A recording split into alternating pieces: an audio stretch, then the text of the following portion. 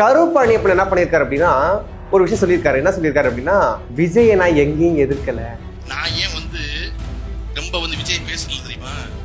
எங்கேயுமே பேசுறது இல்லை. ஏன்னா நம்ம தான் ராஜ்யசபா சீட்டு கொடுக்கணும்.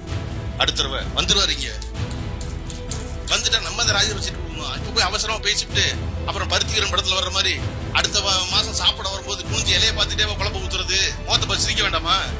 அதனால அவசரப்பட்டதே சொல்லிடக்கூடாது. இது மாதிரி இந்திய எதிர்த்து தான் கமலும் அரசியலுக்கு வந்தாரு, திமுக ரொம்ப எதிர்த்தாரு, வாரிசு அரசியல் பேசினாரு.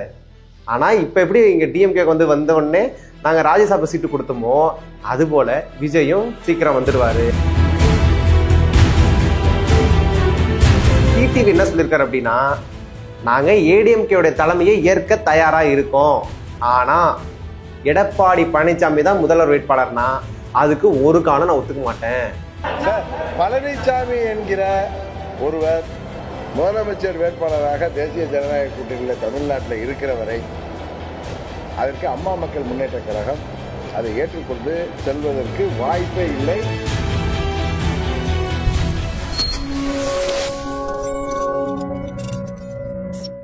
கலர் கண்ணாடி வாய்ஸ் நேயர்களுக்கு வணக்கம். இன்னைக்கு என்னன்னா, விஜய் பத்தி சீமான் அவர்களும் திருமாவளவன் அவர்களும் ஒரு கருத்து சொல்லியிருக்காங்க. என்ன சொல்லியிருக்காங்கன்னு பார்க்கலாம். முதல்ல சீமான் அவர்கள், தம்பி விஜய் அவருக்கு என்னுடைய அன்புக்குரிய தம்பி தான். அந்த தம்பியை எனக்கு போட்டியா நான் பார்க்கறதே கிடையாது, எனக்கு போட்டியா அவர் இருக்கவும் முடியாது. ஏன்னா என்னுடைய அரசியல் தளம் வேறு, அவருடைய அரசியல் களம் வேறு. அது மட்டும் இல்லாம ஒரு தம்பிக்கு நான் தம்பி இப்படி செய்ய தம்பி, இப்படி மாற்று அரசியல் பண்ணு தம்பின்னு ஒரு அட்வைஸ் தான் நான் பண்றேன் ஒழிய, மற்றபடி இன்னி வரைக்கும் தம்பியினுடைய அரசியல் கொள்கைக்கு நான் எதிரியாகத்தான் இருக்கேன், அவருடைய கொள்கைக்கு நான் எதிராக தான் இருக்கேன். ஏன்னா என் தம்பியை மற்றவங்க யாரும் குறை சொல்லிடக்கூடாது. மற்றவங்க இன்னைக்கு நான் இவர் தம்பி ஒரு செயல் செய்கிறார் அப்படின்னா, இன்னைக்கு நான் விமர்சனம் செய்யலைன்னா மற்ற எவனாவது விமர்சனம் செஞ்சிருவாங்க அப்படின்னு சீமானவர்கள் விஜயை பத்தி நட்பு ரீதியாக தான் இந்த விமர்சனத்தை வச்சிருக்கிறாரு அப்படிங்கிறத ஒன்று பார்க்குறோம். அதை தொடர்ந்து விடுதலை சிறுத்தைகள் கட்சியினுடைய தலைவர் திருமாவளவன் அவர்கள் என்ன சொல்லியிருக்காரு அப்படின்னா, விஜயனுடைய இந்த அரசியல்ல அவர் திமுகவை எதிர்க்கல, திமுக மீது வெறுப்பு காமிக்கிறார், அவர் வெறுப்பு அரசியல் செய்துட்டு இருக்கிறாரு. ஏன்னா இன்னைக்கு நிபந்தனைகள் பார்க்கும்போது எந்த கட்சி கூட்டணிகள் நடத்தினா, அதாவது எந்த கட்சி கூட்டம் நடத்தினாலும் அந்த கூட்டங்களுக்கு நிபந்தனைகள் இருக்கதான் செய்யும். இது விஜய்க்கு புதுசா இருக்கலாம், ஆனா எங்களுக்கு 35 ஆண்டு காலம் இது பழக்கப்பட்ட ஒண்ணு. அதையெல்லாம் மீறி தான் நாங்க என்ன பண்றோம், தொடர்ந்து களங்கள்ல பணியாற்றி வருகிறோம். அது மட்டும் இல்லாம விஜய் அவர்கள் ஈழத்தை பத்தி இன்னைக்கு பேசியிருக்காரு. இந்த ஈழத்தமிழர்கள் மீது பாசம் வந்திருக்கு. இதை எப்படி பார்க்க முடியுது அப்படின்னா, தேர்தலுக்கான ஒன்னாதான் பார்க்க முடியுது. ஈழத்தமிழர்களுக்கு பிரச்சனை ரொம்ப உச்சத்துல இருந்துச்சு. அப்ப விஜய் எங்க இருந்தாரு? அப்ப அதை பத்தி பேசவே இல்லை. அப்ப அதை பத்தி எந்த விதலையும் பேசல அப்படிங்கிறத நான் பாக்குறேன். இப்ப விஜயனுடைய இந்த அரசியலை பார்க்கும்போது திமுக கூட்டணி வெறுப்பு அரசியலை செய்துட்டு இருக்கிறாரு. இப்போ இது அரசியலுக்கு ஒரு நல்ல உகந்ததா இருக்குமான்னு பார்க்கும்போது கண்டிப்பா கிடையாது. அவர் நல்ல அரசியலை செய்யணும் அப்படின்னு சொல்லிட்டு அவர் ஒரு விமர்சனம் செய்துட்டு இருக்காரு. அதுக்கப்புறம் ஒன்று வருவோம். என்னன்னா, இது என்ன டிடிவி, ஓபிஎஸ், இபிஎஸ், செங்கோட்டையன் இப்படின்னு நாளா சசிகலா அம்மா அப்படின்னு ஒரு பிரிவுகள் இருந்துச்சு. இது அப்பையில இருந்தே ஒரு இழுப்பறியாவே போயிட்டு இருக்கு. எப்பதான் ஆட்சிக்கு வருவாங்க, அல்லது ஒன்றிணைவாங்களா, ஆக மாட்டாங்களா, இல்லை இப்போ இது எதிர்கட்சியா இருக்கிறாங்களா இபிஎஸ் அவர்கள் ஏடிஎம்கேல, இந்த கட்சி வலுவா இருக்குமா, இல்லை பிஜேபி கூட சேர்ந்துருமா அப்படின்னு ஒரு பல கருத்துக்களோட இந்த கட்சி இருக்கு. இப்போ அண்ணாமலை அவர்கள் என்ன பண்ணியிருக்காரு அப்படின்னா, ஓபிஎஸ் சந்திக்கிறேன்னு சொல்லியிருக்கிறாரு, டிடிவி திரையரங்கை சந்திச்சு நீங்கெல்லாம் ஒன்று திரளும்னு சொல்லியிருக்கிறாரு.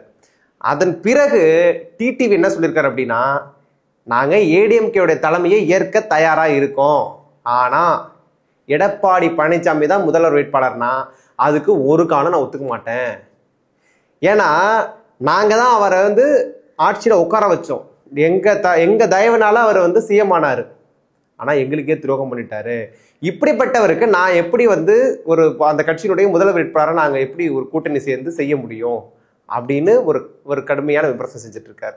அப்ப இது என்ன அப்படின்னு பார்க்கும்போது, இந்த கூட்டணி ஒன்று சேருமா, ஏடிஎம்கே ஒன்று சேருமா அப்படிங்கிற ஒரு கொஸ்டினுக்கு இன்னுமே நம்ம கேள்விக்குறியாவே தான் இருக்கு. அதை தொடர்ந்து திமுகவுடைய பொதுக்கூட்டம் ஒன்று நடக்குது. அப்போ கருப்பழனியப்பன் என்ன பண்ணியிருக்காரு அப்படின்னா ஒரு விஷயம் சொல்லியிருக்காரு. என்ன சொல்லியிருக்காரு அப்படின்னா, விஜயை நான் எங்கேயும் எதிர்க்கல. ஏன் எதிர்க்கலன்னா, அவரும் கூடிய சீக்கிரம் நம்முடைய டிஎம்கேல சேர்ந்துருவாரு, சேர்ந்த உடனே அவருக்கு ஒரு ராஜ்யசபா சீட்டு கொடுத்துருவோம் அப்படின்னு பேசுறாரு. இந்த பேச்சை தொடர்ந்து அமைச்சர் பெரிய கருப்பன் தான் என்ன பண்றாரு அப்படின்னா இது மாதிரி இந்திய எதிர்த்து தான் கமலும் அரசியலுக்கு வந்தாரு, திமுகவை ரொம்ப எதிர்த்தாரு, வாரிசு அரசியல் பேசினாரு. ஆனா இப்ப எப்படி இங்க டிஎம்கே வந்த உடனே நாங்க ராஜ்யசபா சீட்டு கொடுத்தோமோ அது போல விஜயும் சீக்கிரம் வந்துடுவாரு அப்படிங்கிற ஒரு கருத்தை அவர் முன் வச்சார். இது ரொம்ப பேசு பொருளா ஆச்சு. இதுக்கு மறுப்பு தெரிவிக்கிறாரு அந்த மக்கள் நீதி மையத்தினுடைய கவிஞர் ஸ்நேகன். அவர் என்ன சொல்றாரு அப்படின்னா, புண்ணியத்துக்கு ஒண்ணு நீங்க சீட்டு கொடுக்கல, அவருடைய முகத்துக்காகவும் அவர் 2 தேர்தலை சந்திச்சிருக்கிறாரு, அவருடைய அந்த மக்களுடைய அந்த கூட்டத்தினுடைய அந்த மக்களுடைய ஆதரவுனாலதான் நீங்க அவருக்கு சீட்டு கொடுத்துருக்கீங்க, சும்மா ஒன்றும் கொடுக்கல. இதுல கருப்பணியப்பன் இந்த மாதிரியான கருத்துக்களை விதைச்சிட்டு போயிருக்கிறாரு அப்படின்னா இது உண்மையில் திமுக கூட்டணிக்கு அவர் என்ன செய்யறாரு அப்படிங்கிறதான் நம்ம பார்க்க வேண்டியது இருக்கு. உண்மையா திமுக கூட்டணியை அவர் சிதைக்கணும்னு பாக்குறாரா அப்படின்னு பழனியப்பனை நோக்கி கேள்வியை சீமான் அவர்கள் கேட்டிருக்காரு. இதுக்கப்புறம் இது ஒரு பக்கம் இருந்தாங்க கூட, இன்னொரு பக்கம் டிவிக்கோடைய எல்லாராலும் வியக்கப்பட்ட ஒரு சுற்றுப்பயணத்துக்கு இந்த அளவுக்கு ஒரு பெரிய வரவேற்பு விஜய்க்கு இருந்தது. எல்லா கட்சியினரும் வியந்து பார்த்த ஒரு சுற்றுப்பயணம் தான் அது.